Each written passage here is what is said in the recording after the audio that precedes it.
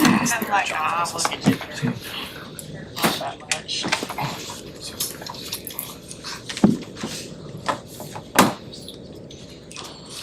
All right, I have 4:35. This is going to call the meeting of the Canyon City Commission to order. And with that, Commissioner Potter, would you please? Heavenly Father, we're so grateful to be here. Lord, just be with us as we make decisions that affect the people of Canyon. Just want to represent them well. Lord, we ask that just be with our country. And we know we have conflicting opinions, Lord. Just bring us together. Help us to understand each other. We love you, and we ask that in Christ's name we pray. Amen.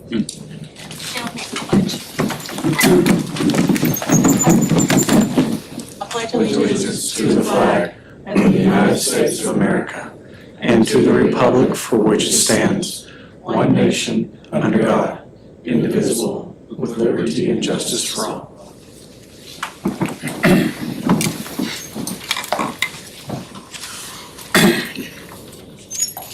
All right, item number 4, approval of the minutes of the meeting of August 5th, 2024. So moved. Have a motion second to approve the minutes as written. All in favor signify by raising your right hand. Opposed, like sign. Motion passes. All right, public comment, comments from interested citizens. Nobody has signed in, Mayor. All right. Item number 6, Joe, city manager recognition of water and wastewater staff. Thank you, Mr. Mayor. Appreciate that. I just want to highlight verbally a couple of incidences we've had over the last 6 to 12 months, and I'll give some intimate detail on some of the interworking communications. Over the last 12 months, we've had 2 significant line breaks, and I know we've had more than that, but one of the ones that come to my mind for our water department is our line break in Spring Canyon, which ultimately led us to having to bring a contractor in due to the severity of that. But I just want to give verbal recognition to our water crew who worked tirelessly for this community. They worked many hours, blew their budget on overtime, so that's another story. But kind of the unsung heroes of our organization. And I know I've got 2 guys I'm looking at over there, but and I don't see Chris, wherever Chris is. But I just want to just tout them and how much they do. You know, some of the things they may or may not know is I do update the commission actively during those events, so they know exactly what's going on step by step, and we've got things shut off. But I know that was a significant one on top of the many other ones that they've had to deal with. But I just want to verbally indicate of how much we appreciate them and how much we value them on this team. And I just thought that was something that this commission should be known, as well as our members of the public, of what they do at all hours of the night. So, on the second side of things, our wastewater crew is a little more lean on the staff, and so they have a little about half the crew size as our water team. We had a significant wastewater line break on a line that we're in the process of replacing. Irony in its finest, everybody. But John Poole and his crew have done admirable job trying to get that main line that runs from our plant at Southeast Park out to the farm under control. That line did break twice, as it does, and that's just very, very common. But I would like to also tout our wastewater guys and what they do. Obviously, both sets, Eric and Thomas over there, you guys next to Mr. Brown. Thank you for being here, Greg. But just want to really highlight each and every one of them and what they do. You know, and I know Eric and his crew and Thomas have helped WT out with they had a leak on WT side. I know that happened quite a few times there. We lost Caslin. It's another one we had. But these guys do so much for our community, and we don't talk about it enough. But I would just like to have verbal recognition, y'all, about our water and our sewer crew and how much they do. And thank you guys for all that you do and your efforts.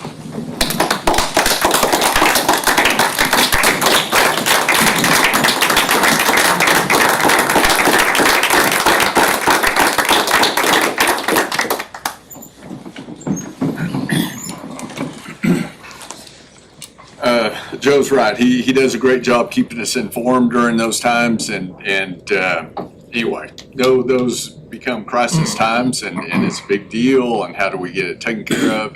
But a lot of those texts are way late in the night or early morning. So thank you much. Appreciate what you do for the city.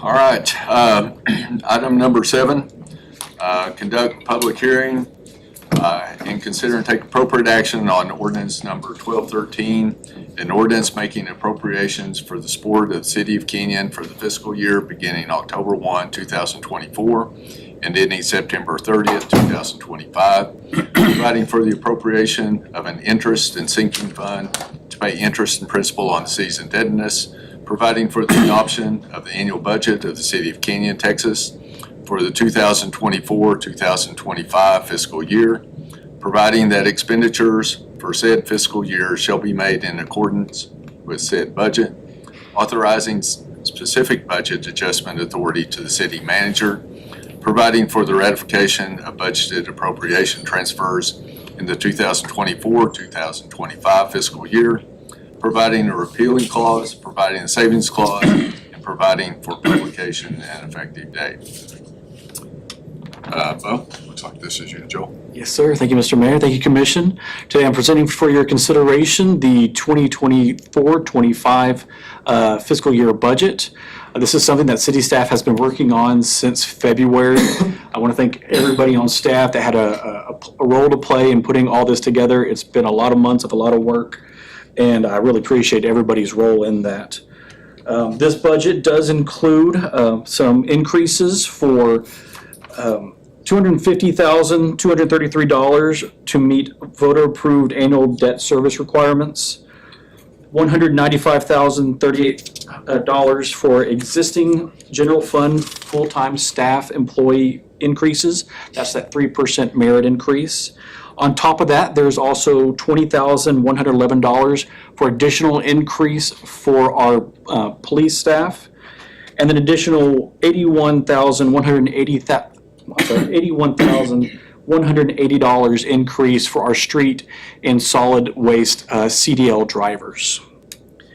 Then there is $112,090 for 3 new firefighter positions for 3 months. 32,200. 6 months. Sorry, 6 months. $32,226 for a required increase for our general fund staff retirement contribution. $25,920 for increase for retirement for firefighters. This is a volunteer incentive.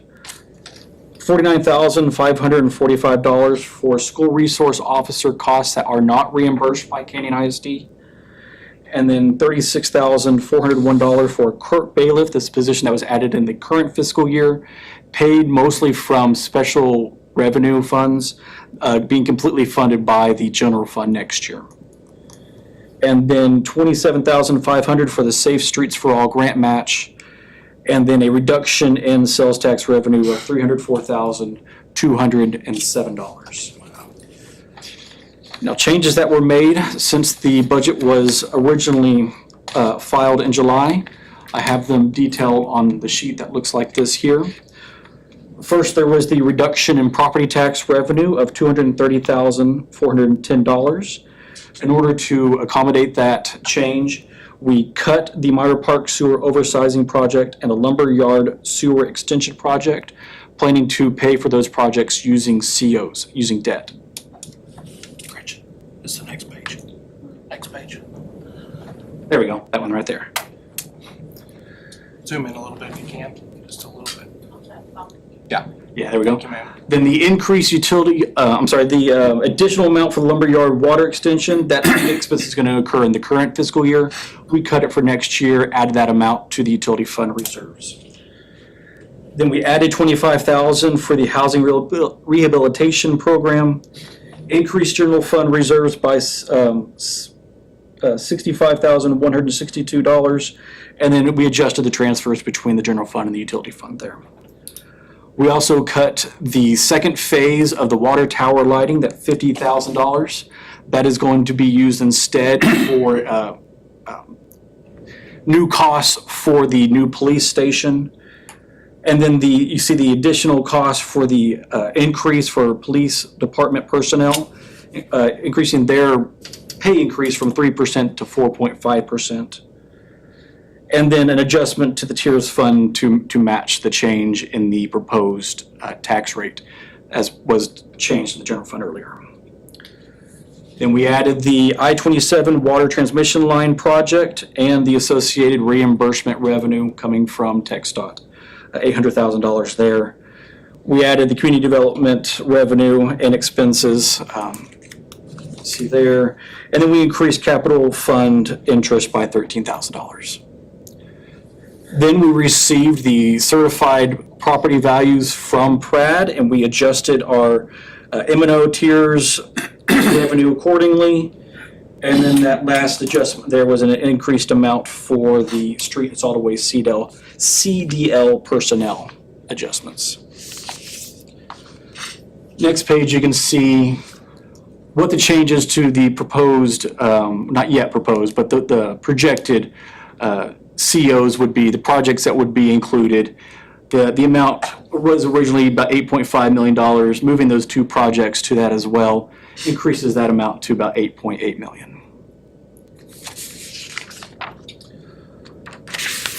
Next page just shows the details of many items I had included on the first page of the memo. You see the total increase in general fund revenue is $449,556. And then in the orange there below, where that money is going to, those projects I mentioned earlier. Next page is our major sources of revenue. This now does reflect that lower revenue, budget revenue amount for property tax for the general fund, which is now $4,529,618. We go two more pages, and you can see how those, right there, how our projections have changed with that lower property tax revenue.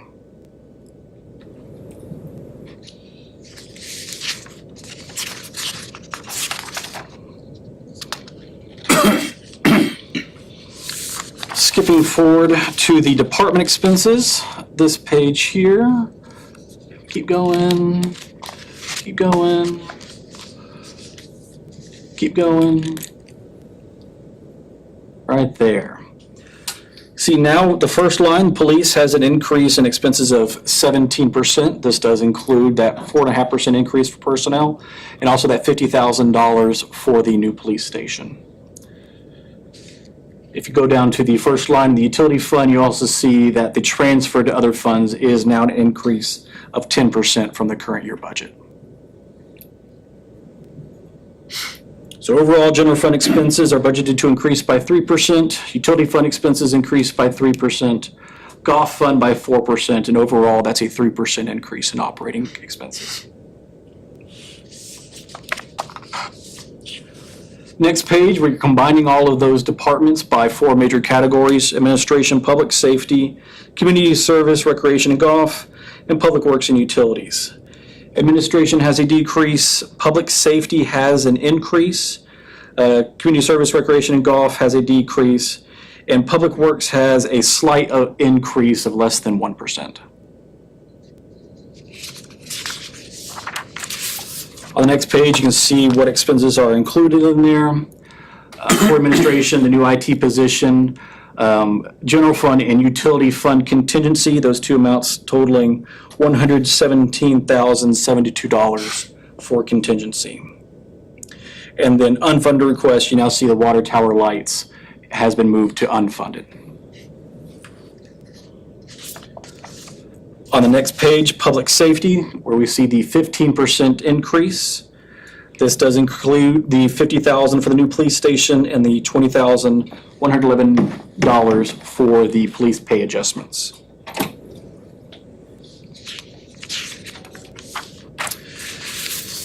Next page is the community service, recreation, and golf. There were no changes made to those departments. On the next page, go ahead and go down one more. There we go. See, it's a 1%. There is a slight increase there for public works, utilities, and expenses. We moved the lumberyard wastewater extension to Myra Park sewer line oversizing to the unfunded requests.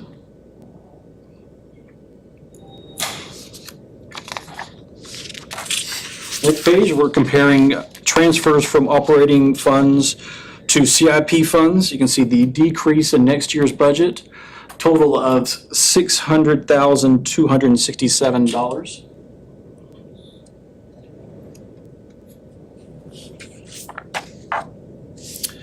Next page are our personnel expenses. Still have an increase of 11%.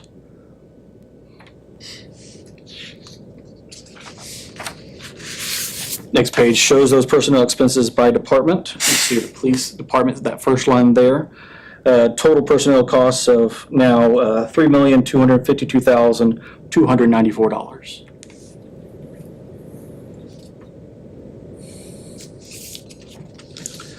Next page, we're looking at property tax revenue. This is where we're looking at all the truth and taxation rates. The budget currently includes the voter approval tax rate of 0.41011. That is an increase in property tax revenue of $567,943. 44% of that increase is going to debt service.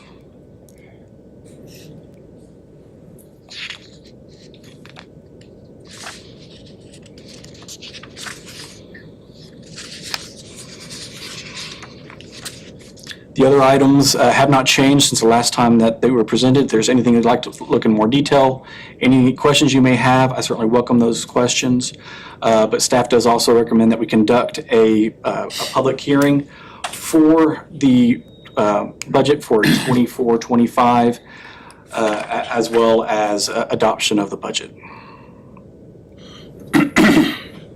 Bo, I know this is a little bit of a curveball after, and we really kind of came up with these numbers and all, but, and I have circled back around to Joe, but just, with us making a special effort to try to take care of police pay and doing the 4.5%, but then just seeing what City of Amarillo has done. And, so a lot of our comparison was where we're at compared to Amarillo, Randall County, or, Pantex stuff. But anyway, those other entities, and seeing the City of Amarillo make a move to increase, I think across the board, a 9,700 increase. I just feel like maybe we need to take an additional step there, and I know it's tough and things are already tight, but the two things I first talked to Joe about maybe going to the 6% bracket on police pay. Then I got thinking, partly, okay, I'd like to be able to say that we're doing a round number 3,000 of additional police pay. To do that on a 50,000 roughly starting salary, that'd be a 6%. And so I had two thoughts. One, do you go and just do a minimum of 3,000 across the board? That would be less costly. In talking to Joe, I think there's some preference that if we did something like that, that would stay with more like a 6%, so you didn't have wage compression. So, I don't know if there's a hybrid of the two or what, but I'm really feeling like, just you see a $9,700 increase where they're already higher than we are, and we're in the 2,000s. So, I don't know thoughts of other commissioners, but like I say, I know we're already got kind of a final product, and to throw this in the mix, I hate to do it that way, but some of that's just changed, I think, with, what I've seen with our neighbor to the north and all too. So, How much more would that be in the budget? To go up just to the 6% will be a $34,000 increase. In addition to what we already have. Correct.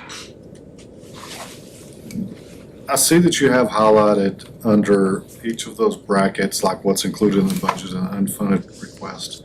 You have the police pay adjustments at $20,000. That's 1.5%, right? Yes, correct. Where is the CDL adjustments? That is under Public Works and Utility. PDF page 28, Cody. Yeah, you'll see the first item under included in the budget, $81,180. Okay. It's a one-time.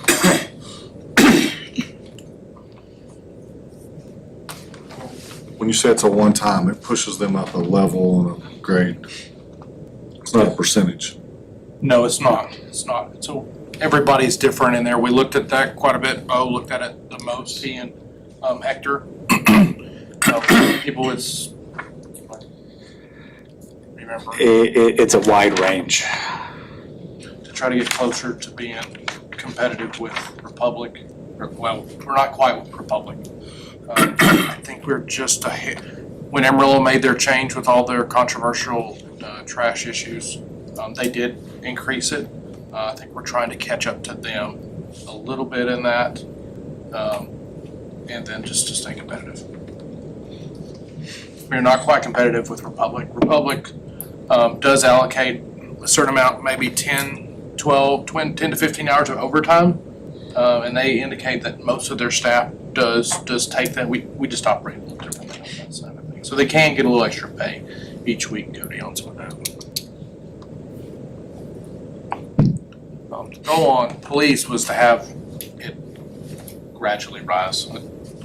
Could not take a one-time hit from police like we could on solid waste.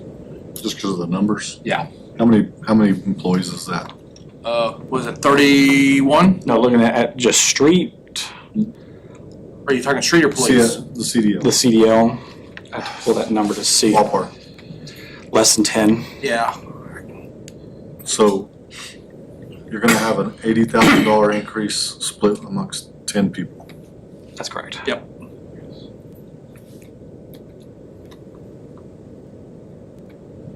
And a $20,000 increase split amongst 31. But so CDLs are in 1 year when we're looking to do multiple years for the police.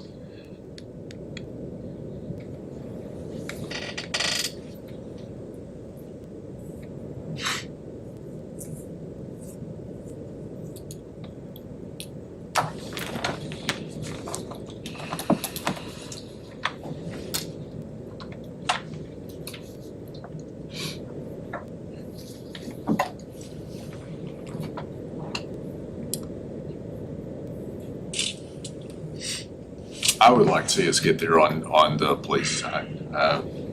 Cody, I think what you're throwing out is, do you peel back some of the other on the CDL in the meantime to go to that, or what are you?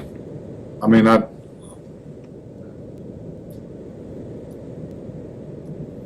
a lot of money. And I don't know, I think, the training on the police side and what it costs to train an officer and, all that goes into that. I mean, percentage-wise, what he's down today. That's a tough sell, and I get the commitment from the city staff that we'll continue to increase those. What does that look like next year? What are we gonna be up against next year? This year's was pretty tough, and I'm not sure what will change in the next year that will make it so much easier next year to continue that and continue it for on up, so. May I speak to some of that for next year? Sure. So next year, obviously, one of the things we did, we're hiring 3 firefighters halfway in the year. And so we will automatically have to increase that by $111,000. So next year, we'll have an $111,000 right out of the gate. So we can do a full year with our 3 firefighters. And then if we do 3% merit, it's it's probably gonna be about $200,000. So that's $311,000 before we've even touched a line item. And mind you, we're going up $252,000 this year, so. And you feel like there's gonna be an increased expense from SRO positions also? Yes, there'll be another, if that goes the way we're thinking, 2 more positions, and that'll be 50,000 more. Yes, So really, we're gonna be in the exact same boat now. exactly. Oh, do you have a proposal to meet Gary's request? 2 options. We have $37,000 budgeted for general fund reserves. We cover the 34,000 with lowering the reserves. Other option is we do increase sales tax revenue. We received our August allocation last month. It was very favorable, including that number in my projections. I think 34,000 is about the highest I'd be willing to go. You're talking about on the reserve side, lowering our contingency fund. I'm talking about increasing revenue on the sales tax side. The first option, First option, lowering the reserve, the contingency expense. the contingency, which is trying to bring good reserves back up. Correct. Or increase the sales tax revenue. So how do we compare with Amarillo Police Department? What is does anybody know what their starting salary would be for a Well, Steve, beginning you are- officer? You're up, sir. Yes, ma'am, they started recruited, 60,341 while they're in the academy. Okay. And, for year 1, after they get out of the academy, they go to 63,960. And then I think they're on a step plan to, after that, where they get an increase. But that's just off the latest website stuff, I don't have the whole. But that's not based on the raise that's being proposed right now. No, this is, So If I This is remember current. right, the paper said 70,000 is the new number. They would be, well, that would have been somebody's. So you heard that they were moving their beginning to 70,000. That's what the paper They're said. cadet. Okay. Cadet. They're the cadet to Cadets, 70,000, so it'd be end okay. up 74 or 75, whatever Okay. after.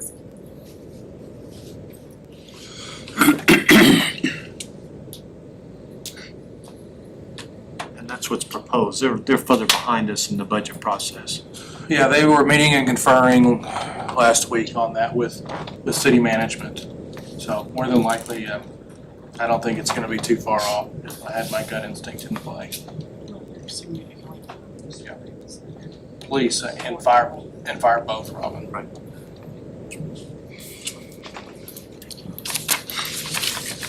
The only other thing is, we've not lost somebody to Amarillo Police, at least since I've been here. Some people have left in generality, and a lot have left to Bantex in the last 5 years. I'll say it won't happen. I've gotten a few from Amarillo, but not that I'm aware of, Chief Brush, that we've lost somebody to Amarillo Police Department. well, But we haven't lost any. We've only lost 2 to other police departments. Got 2 to other police departments. That's because they were getting married, yeah, they moved us. kind of a thing. It was more than just the police department.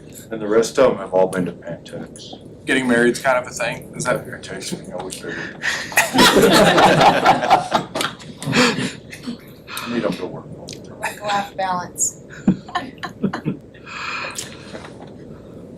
we can make it work, Mayor's plan, but it's gotta be a consensus. What's the starting pay at Hereford? Do you remember that? Well, sorry. Last we checked, Matt pulled these numbers for me several months ago, probably 4 to 6 months ago. The starting salary in Hereford was $53,848. 53? Yes, ma'am. And that's correct, because they paid less per academy recruit. They paid their academy recruits by the hour, You know, everybody's going to academy recruits nowadays. It's just a better way to do things. They were paying their academy recruits $19.41 an hour, which was a little bit less than what we pay, I think. But then their starting pay was higher for once they got commission. And once I got commissioned, tell me again, what was it, 50 what?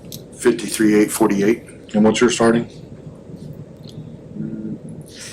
If we were 4.5, what was the starting pay gonna be? Out of the academy right now, before the increase, about 55,000. That seems a little high. Was it 55 It for the was starting? 55. Yeah, out of the academy. Out of the academy, For us? for us. That No, I seems started like- with 48,873. That's in the academy. No, in the academy's 42,000. That sounds Think- right. What you might be looking at was, Our current pay is 48, officer, like in our current budget. Not in the proposed budget. I think it's 48. yes, sir. Okay, I'm looking at proposed. You're looking at Yes. either that or that spreadsheet that Joel made for when we were trying to predict SROs. He set that kind of high so that we could have some. Starting for a recruit is 51,322.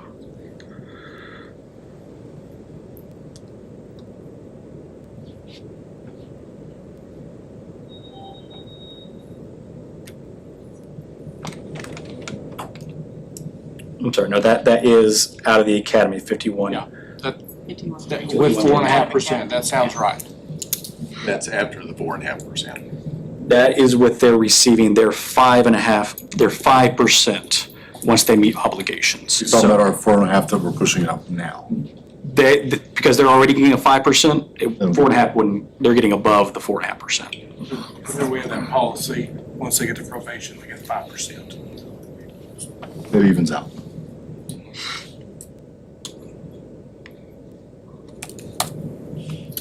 Well, the 1.5% will be a lot cheaper to increase today than it will be 4 years from now on the back end of the proposal. But the percentage increases of 3% at a minimum of merit for the next 3 or 4 years.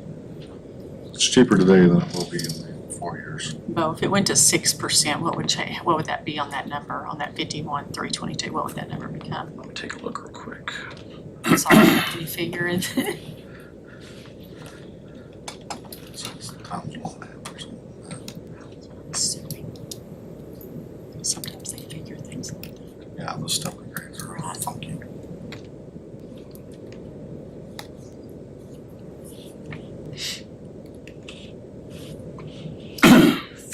$54,402 for a 6% on top of the 5% that they're already receiving.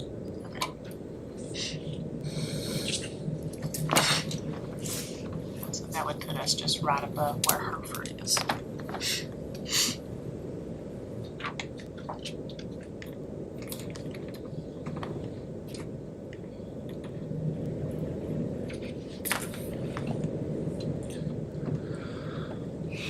And I'm guessing Joel's opinion on the reserve versus sales tax increase would be sales tax increase. It doesn't matter. If we're sticking with our methodology, can go with that. I mean, we're just doing a 12-month rolling average. Right. And we update that every month, we get another allocation. There's no guarantee of what's gonna happen, but that's the best we can do is with the history. All eyes on Steph.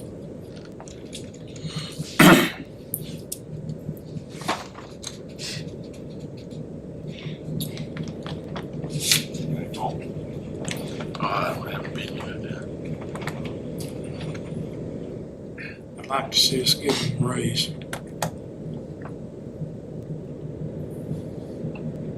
You feel like we should stand on the 4.5 or go to the 6%?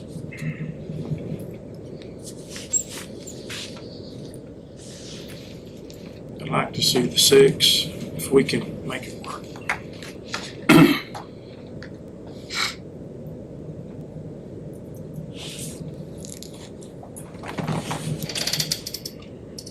Agreed.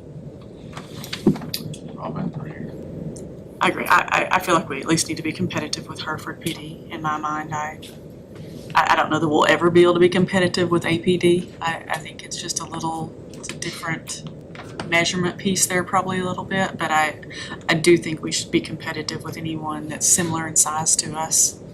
I think we've got to look at that.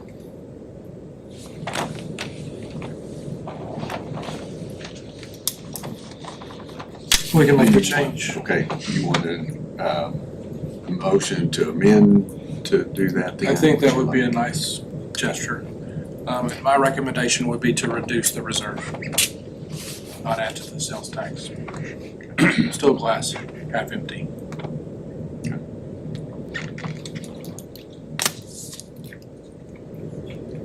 That was for you.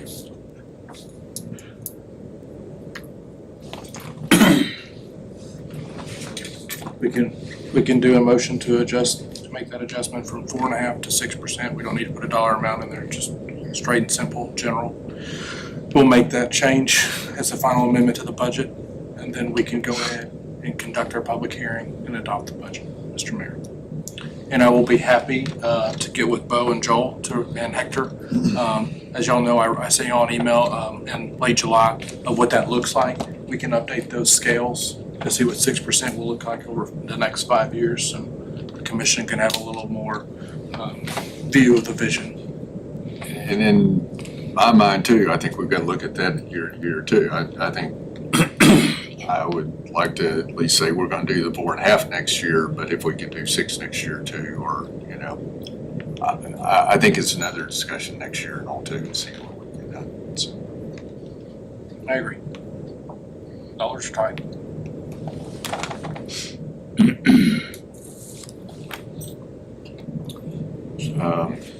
So I guess for the purposes of this meeting, it doesn't really matter where, if y'all decide sales tax versus reserve, y'all can discuss that, because I'm sure there might be a little tug of war there. Because the reality is, if sales tax ends up being higher next year, then we'll have something to put in reserve. For sure.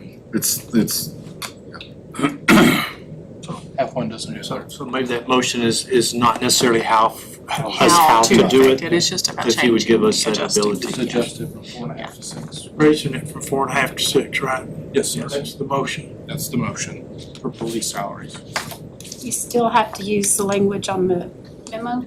And I think just adding that as amending that. We're adding another action item to, It's a preceding action item. Correct. The actual motion. so amend the budget, public hearing, and then adopt the budget. so I guess first we need to have our, open the public hearing. Yes, sir. Has anyone signed in? No, sir. Okay, then we will close the public hearing.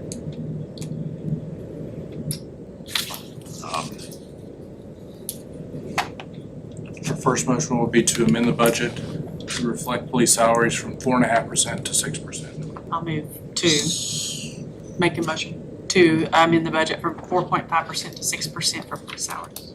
Second. Motion and second to amend our budget, increasing police salaries from 4.5% to 6%. All in favor of the motion signify by raising your right hand. Opposed, like sign. The motion passes.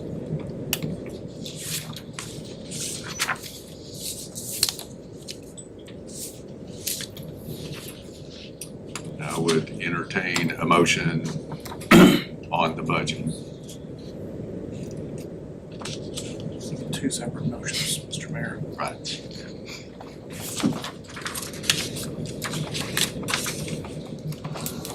Oh, this is what states its first motion, is that correct? Is that- Yes. That's what we needed. That's what we're looking for.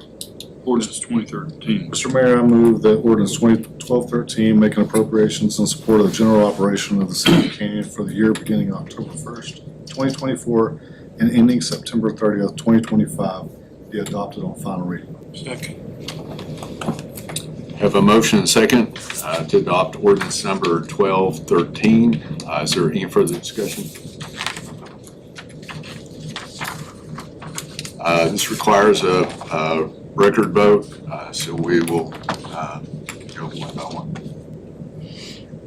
Mr. Kramer, That's a yay? Yes. Yay? Yay.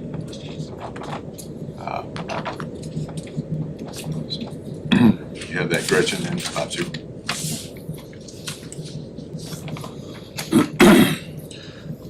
Mr. Mayor, I move that ordinance 1213 making appropriations in support of general operation of the city of Canyon for the year beginning October 1st, 2024, ending September 30th of 2025 be ratified with an increase of property tax revenue. Okay, also a record vote. Second. You're seconding, okay. And Mr. Kramer? Yay. Okay. Mayor Pro Tem? Yay. Yay? Commissioner? No. Yay. So 4 yes and 1 no. All right, well, then item number 8 is consider and take appropriate action on purchase of police department vehicles. Yes, thank you. The 24-25 budget does include 2 police vehicles, 1 patrol unit, 1 admin vehicle. The reason why I bring it to you so early is because the last vehicle we ordered was ordered in March of 2022, and we still have not received it yet. So we want to get a head start, order it now. These vehicles, really the older vehicles that they're replacing are needed for our school resource officers. So they need them as soon as possible. The prices that have been quoted for these 2 vehicles are provided through a cooperative agreement through TextBuy. You can see the total for the Ford Explorer patrol unit is $80,651.17. The Malibu admin vehicle total cost is $42,680 for a total of about $123,331. The amount that is currently included in the budget is $129,285. It is staff recommendation that commission authorize staff to purchase these vehicles for the Canyon Police Department. So moved. Second. We have a motion and second to make the purchase of the police vehicles. Is there any further discussion? All in favor of the motion, signify by raising your right hand. Opposed, like sign. The motion passes. Thank you, Bo. Thank you. That one was a little easier. Yes. Okay, item number 9, consider and take appropriate action on June 30th, 2024 financial report by Finance Director Joel Wright. Thank you, Mayor. So the emphasis will change from looking at the future to looking what's already happened in the past.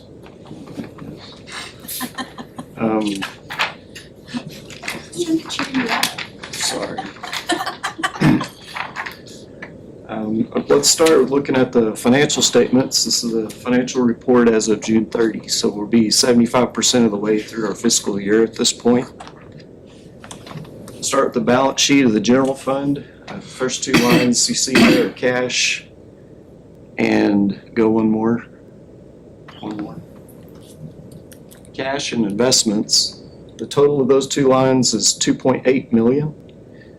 That's approximately $270,000 less than the same time last year. Due from other funds, $737,000. That's majority of that's due from the utility fund, and hopefully we'll continue to pare that down before the end of the fiscal year.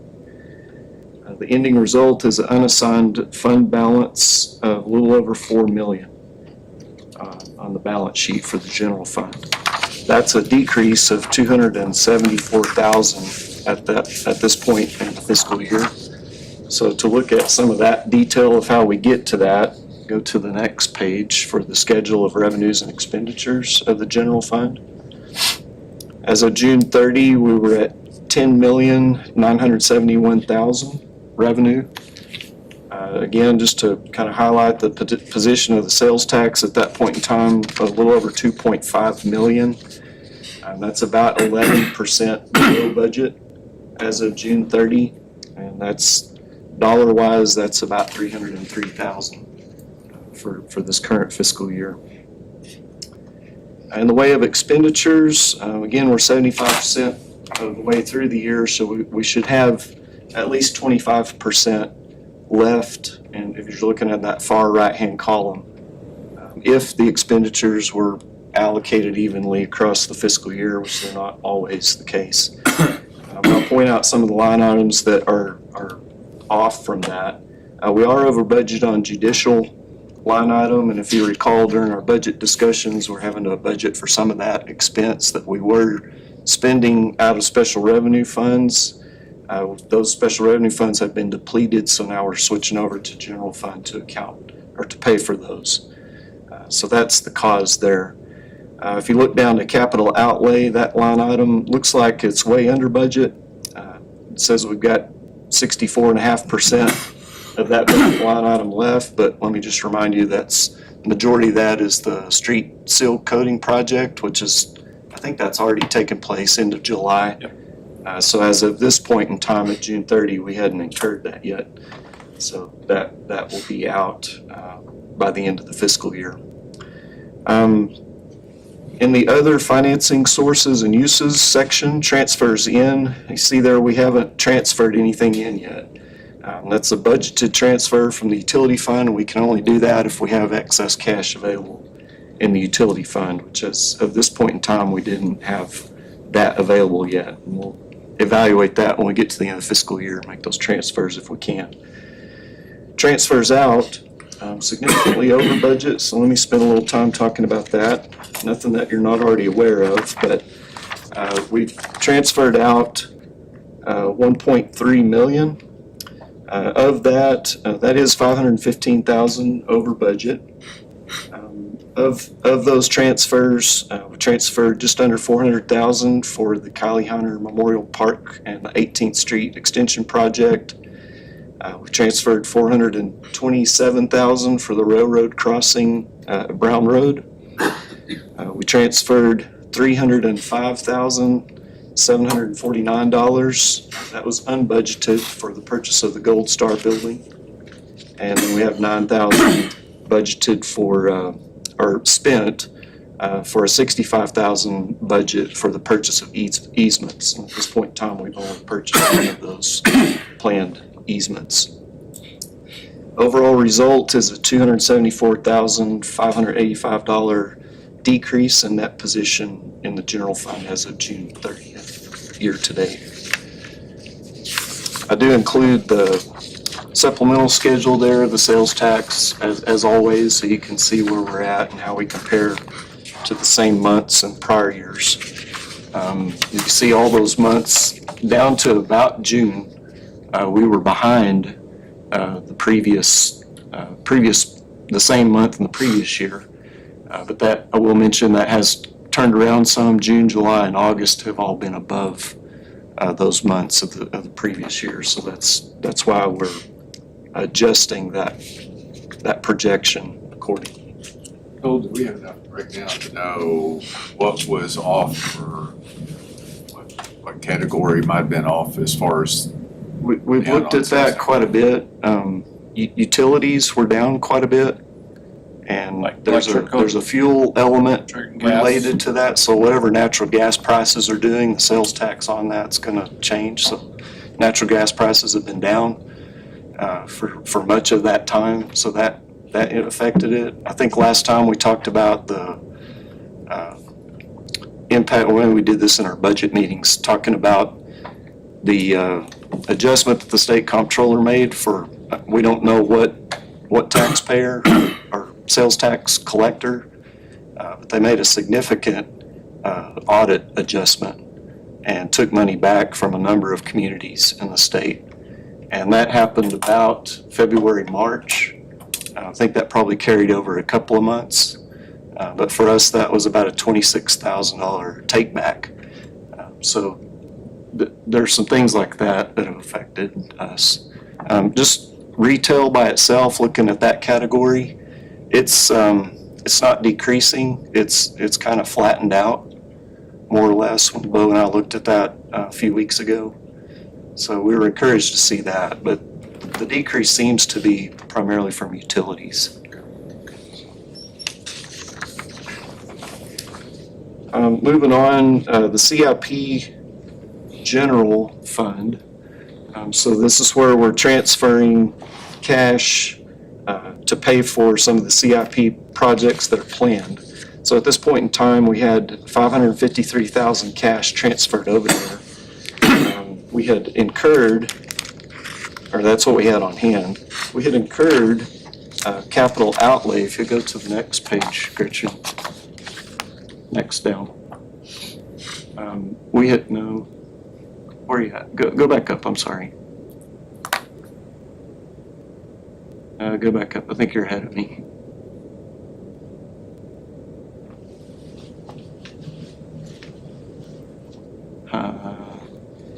So I'm looking at PDF page 98, unless you changed the packet after I got it. Okay. On PDF page 98, it should be right there. That's Okay. 98. Okay, that's where we. So there, the capital outlay, the 3.5 million. I want to spend some time talking about that. In that, the majority of that is the purchase of the Gold Star building. That was 3.2 million. We've also spent the money that we've already talked about for the Kylie Hire Memorial Park and a little bit on the Brown Road railroad crossing. But the majority of that is the purchase of the Gold Star building. And then the way we funded that is in the transfers in line item, the 4.2 million. That was funded with, or that transfers in consists actually of a little over 1 million that's for planned projects. But then we transferred 305,000 from the general fund for Gold Star building. We transferred 775,000 from the utility fund for that building. The majority of it, though, came from the redesignation of the ARPA funds, 2.1 million, that comes from the CIP utility fund. And we'll see where that comes from when we get to that statement. But those, I wanted to point those out. Those are significant events, and you recall all that happening in April. So that's where that's recorded in the financial statements. On the debt service fund, you're aware of this from the budget discussion as well, but we've had to spend down that cash. So you'll see there we have 47,000 in cash as of June 30th. We have a scheduled interest payment on August 15th of 55,000. So we're actually going to be a little bit short on that. So we've had to do a supplemental transfer here in August to make that payment. But this is what's behind that increase in tax revenue to make the debt service payment. We spent that cash down. You can see this time last, or at the end of the fiscal year, we had a little over 200,000. But we've now wiped that out with the change in the tax rate. And so now you'll see this will just accumulate as taxes are collected, and by the end of the fiscal year, that cash balance will be gone. So, moving on to the balance sheet for the water and sewer fund. We have total cash and investments. The total of those first three line items is 1.2 million, 1,282,000. We have due to other funds on the next page of 686,000. Again, that's majority due to the general fund, and an ending unrestricted net position of $216,747. Scroll down a little bit. There you go. That net position is a decrease of $125,980 at this point in time. If you go on to the schedule of revenues and expenditures for the utility fund, just to highlight there, as of June 30th, we have total revenues of 6.8 million. This would be coming right up to our highest revenue months for the utility fund. July through September would be finishing out the year, but it's our highest water usage time. So that will affect the revenues as well as the expenses. Compared to budget, again, utilities, that line item in the middle of the operating expenses looks to be well below budget, but again, that's because we purchased a significant amount of water from the city of Amarillo, and so that expense will be increasing significantly over the last quarter of the fiscal year. And then just to point out again, the transfers out, that's where we've transferred cash for the, again, the purchase of the Gold Star building, the $775,000 is in that. Also budgeted transfers to golf of $583,000. And then budgeted transfers for CIP projects to the CIP utility fund of $642,000. Total of that comes to that, transfers out of a little over $2 million. So again, the change in net position is a decrease as of June 30th of $125,980. For the golf fund, I'll just point out the statement or the schedule of revenues and expenditures. As of June 30, they were in the black, $139,000. Hopefully they'll finish there. Their activity's been up good, so revenue's doing well. And we're pleased with how golf is getting along here before the irrigation project starts. And then just to finish out, talking about the CIP enterprise funds, which would be utility and golf. We have $7.4 million cash still, the majority of which is the unexpended bond proceeds or the certificates of obligation proceeds. There's for the golf irrigation project. That has begun as of this point in time. We've spent about $740,000 at this point in time, $770,000 in capital outlay on the golf project at this time. And then other significant utility CIP projects that we have ongoing are the Myra Park extension, both water and sewer out to the Myra Park development. The expenditures on the ARPA project for the force main that Joe mentioned out to the water sewer, the wastewater treatment plant. And then the majority, that'd be right, those significant projects, I think that's the majority of those projects. I think I missed any significant ones. So overall, we're a little bit behind where we want to be, but we've been able to do these unusual things and purchasing a building's not one budgeted, one planned for, but we've been able to accommodate it, and that's where we're at right now. We're in the red, but hopefully we'll finish close to break even by the end of the year. So there are more surprises. Do you have any questions on the financial statements that I can answer?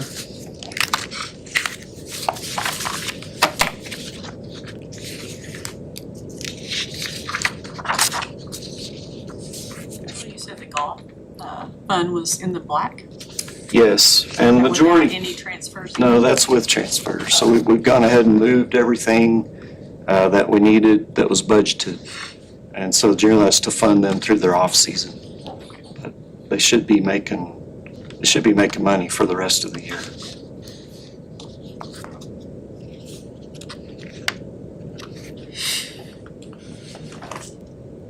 Joel, and I think we've all got to keep our eye on it, but, to your point too, just our reserves, especially in the general fund, we're under. Yeah, I'll get into that on the investment report here in a moment. But Okay. yes, it's all of these decreases are contributing to that reduction in the cash.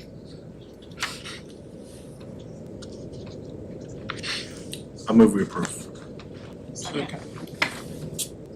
Have a motion and a second to approve the financial report. All in favor, signify by raising your right hand. Opposed, like sign. Motion passes. All right, item number 10, consider and take appropriate action on June 30th, 2024 investment report by Finance Director Joel Wright. This is where we talk about the cash position, and first we'll look at a report for the schedule of cash and cash equivalents. And this is looking at what our book balance of cash was as of June 30th. And this is where we're comparing it to our reserve policy. We had $2,555,463 in the general fund as of the end of June 30, and this would be available cash. So this has anything that we have committed to taken out of it. So there's a $326,000 development escrow deposit that's included in our total, but this is less that. And then the utility fund, we had $1,278,000 at the end of June. So the general fund is $932,000 below the minimum target of our reserve policy.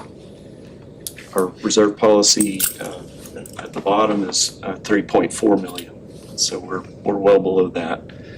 Utility fund, the bottom end is $1.1 million. We were at $1.2 million, so we're just about $95,000 over. So in total, we're $828,230 below the total minimum for the two funds together. So that is, majority of that is the funding of the purchase of the building. It's really where that is. $305,000 from the general fund, $775,000 from the utility fund. So that really accounts for that being below the minimum. And I know you've already thrown this out, but there's not a way to incorporate that into any kind of a bond issue at all, since it's already been done. No, that would be a totally other purpose than what we've already done. I'm not sure we could recoup that in a public safety debt issuance if that passes. I don't know that we could recoup that far back. We're talking about that much more of a debt issuance as well. So what we did in that agreement, or as we talked about that and how to pay for that building, was using the ARPA funds to avoid having to do the debt. And then we are shifting the portion of the ARPA funds that we were going to use for the 4th Street pump station. We will have to do debt on that. So in effect, we did shift some things to debt to get that done by redesignating the ARPA funds. Because this $8.8 million that Bo covered in his presentation on what we'll need to do debt issuance for this next December, for the majority of that being the 4th Street pump station. That was from that redesignation to buy that building. So. The second half of this report is the schedule of secured deposits. And this is a report we're required to give to you if you'll scroll down a little bit. This shows where we're at with our bank deposits and just being sure that the bank is pledging securities that are sufficient to secure the city's deposits.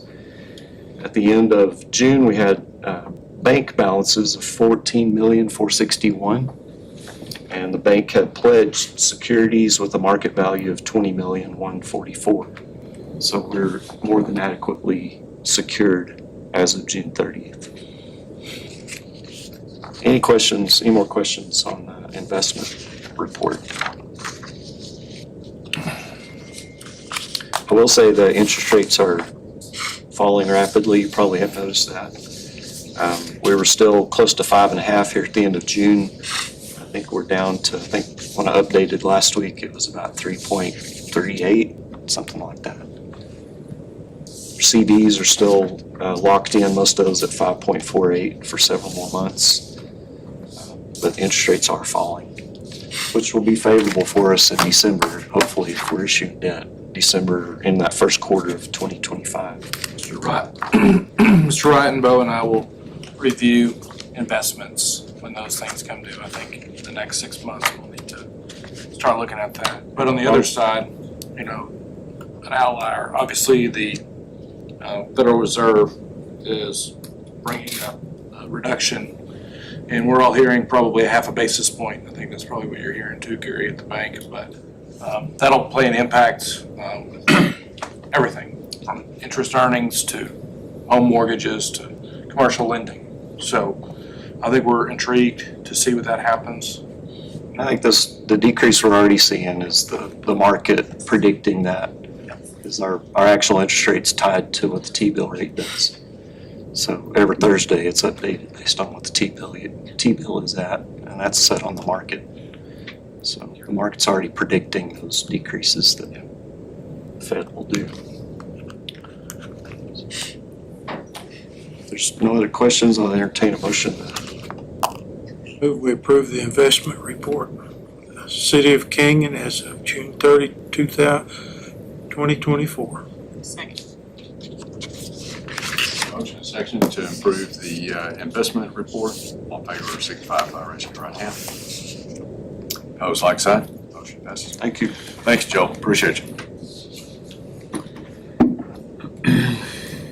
All right, item number 11, consider and take appropriate action on resolution number 17-2024. Resolution of the City Commission of the City of Canyon, Texas, approving a negotiated settlement between the Executive Committee of Cities served by Atmos West Texas and Atmos Energy Corp. West Texas Division regarding the company's 2024 rate review mechanism filing, declaring existing rates to be unreasonable, adopting tariffs that reflect rate adjustments consistent with the negotiated settlement, finding the rates to be set by the attached settlement tariffs to be just and reasonable and in the public interest, approving an attachment establishing a benchmark for pensions and retiree medical benefits, requiring the company to reimburse cities reasonable rate-making expenses, determining that this resolution was passed in accordance with the requirements of the Texas Open Meetings Act, adopting a savings clause, declaring an effective date, and requiring delivery of this resolution to the company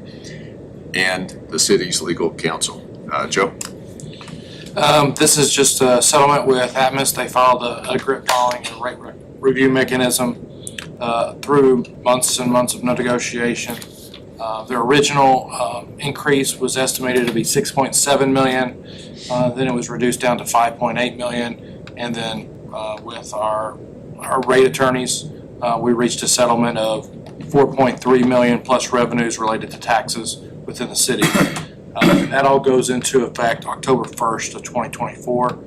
The approximate bill impact for our average residential customer is $1.27. And so you can see the breakdown in the rest of the rates that are attached here to see commercial on all that in the lower exhibits. But not much more to add. Pretty typical stuff. We would recommend a motion to agree to accept the settlement. So moved. Second. Have a motion and second to accept the settlement with Atmos. Is there any further discussion? All in favor of the motion signify by raising your right hand. Opposed, like sign. Motion passes.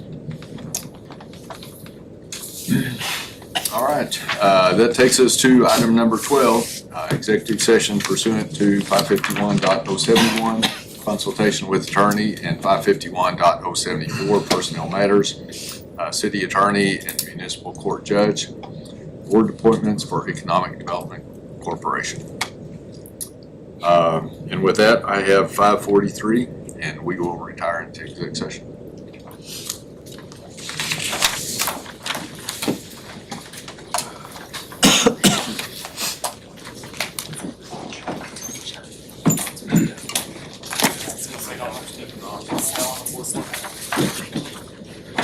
What?